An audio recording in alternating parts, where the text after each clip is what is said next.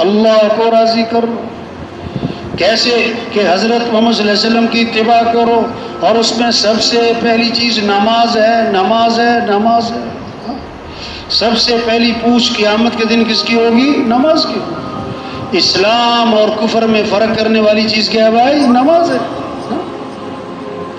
جیسے گرمی آتی ہے نا تو لوگ کیا ہے، پنکھے چلاتے ہیں، پھر ٹھنڈا پانی پیتے. جب سردی آتی ہے تو سویٹر، گرم چادریں، لحاف نکلتی ہیں. تو جب اللہ کو پہچانیں گے تو کیا ہوگا؟ آذان پہ بازار بند، سب مسجد کی طرف جائیں گے. فجر میں مسجدیں بھر جائیں گی. ہاں، فجر میں مسجدیں. کیوں؟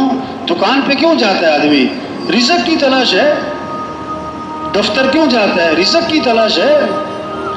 کاروبار، ملازمت، مزدوری پہ کیوں جاتا ہے؟ رزق کی تلاش ہے.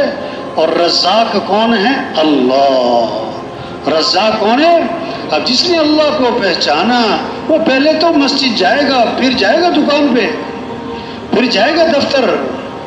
ہاں، اور جب اللہ کو نہ پہچانا تو صبح اٹھ کے کدھر؟ دکان پہ جائے گا. چاندنی رات ہو، چاندنی رات تو تالاب میں چاند نظر آتا ہے، حالانکہ چاند تو اوپر آسمان پہ. یہ جو چاند نظر آ رہا ہے تالاب میں، یہ عکس ہے، صورت ہے، حقیقت نہیں. اب اگر کوئی تالاب میں چھلانگ لگائے چاند پکڑنے کے لیے، سب کہیں گے بے وقوف ہے، پاگل ہے یہ تو بھائی. ہاں، آج دکان میں رزق نظر آتا ہے، دفتر کاروبار میں رزق نظر آتا ہے. اور اللہ قرآن میں فرماتے ہیں وَفِي السَّمَاءِ رِزْقُكُمْ، تمہارا رزق تو آسمانوں میں. ہاں، رزق دکان میں نہیں ہے، رزق آسمانوں میں. اب فجر کی نماز پڑھی نہیں اور دکان پہ جا رہا ہے، فجر کی نماز پڑھی نہیں، دفتر کاروبار جا رہا ہے، اس کو رزق کی تلاش ہے اور رزاق کی نافرمانی کر رہا ہے. یہ ایسے جیسے چاند کہاں تلاش کر رہا ہے؟ تالاب میں. اب اللہ نے یہ بات فرمائی وَفِي السَّمَاءِ رِزْقُكُمْ وَمَا تُوعَدُونَ، تمہارا رزق آسمانوں میں ہے. آدمی بات کرتے ہوئے قسم کب کھاتا ہے؟ جب اسے اندازہ ہوتا ہے کہ یہ سامنے والے جو ہے نا یہ بات میں شک کریں گے اور تذبذب کریں گے ماننے میں، تو آدمی اس شک کو دور کرنے کے لیے پھر قسم کھاتا ہے. اللہ نے بات فرمائی تمہارا رزق آسمانوں میں ہے. اب اللہ کو پتہ تھا کہ لوگوں نے اس بات میں شک کرنا ہے، تو سمجھانے کے لیے، لوگوں کا شک دور کرنے کے لیے اللہ کو قسم کھانی پڑی. اور اللہ نے کیا فرمایا؟ فَوَرَبِّ السَّمَاءِ وَالْأَرْضِ إِنَّهُ لَحَقٌّ مِثْلَ مَا أَنَّكُمْ تَنطِقُونَ، آسمان زمین کے رب کی قسم، یہ بات برحق ہے کہ تمہارا رزق کہاں پر ہے؟ آسمانوں میں. یہ محنت ہو رہی کہ اللہ کی ذات پر یقین آ جائے اور نماز زندہ ہو جائے. آج لوگ سمجھ رہے ہیں نماز پڑھنا ثواب کا کام ہے.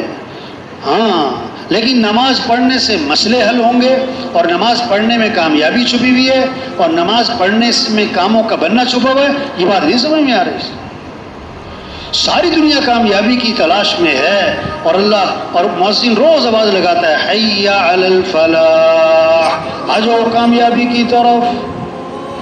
لوگ اس بات کو مانتے ہیں کہ نماز چھوڑنا گناہ ہے، گناہ ہے، گناہ ہے، لیکن یہ بات نہیں سمجھ میں آئی کہ نماز چھوڑنے سے مصیبت آئے گی، پریشانی آئے گی، اللہ ناراض ہوں گے. ہاں، کوئی نہیں چاہتا میرے پر مصیبت آ جائے، لیکن نماز کیوں نہیں پڑھی؟ اسے یہ پتہ نہیں کہ نماز چھوڑنے سے مصیبت آئے گی. جس کی ایک نماز چھوٹ گئی جیسے اس کا گھر بھی اور مال بھی اور اہل بھی سب چھین لیا گیا. اتنا بڑا نقصان ہے.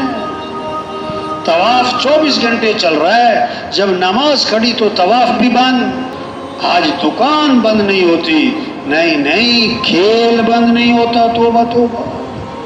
تبلیغ میں محنت ہے کہ کیسے ایمان مضبوط ہو، آذان پہ بازار بند ہو، نماز مسجدیں بھر جائیں. جو صبح مسجد جاتا ہے اس کے ہاتھ میں ایمان کا جھنڈا ہے، اور جو صبح مسجد نہیں گیا اٹھ کے بازار جاتا ہے اس کے ہاتھ میں شیطان کا جھنڈا. شیطان. توبہ توبہ. حدیث میں جس نے فجر کی نماز جماعت سے پڑھی وہ اللہ کی ذمہ داری میں آ گیا.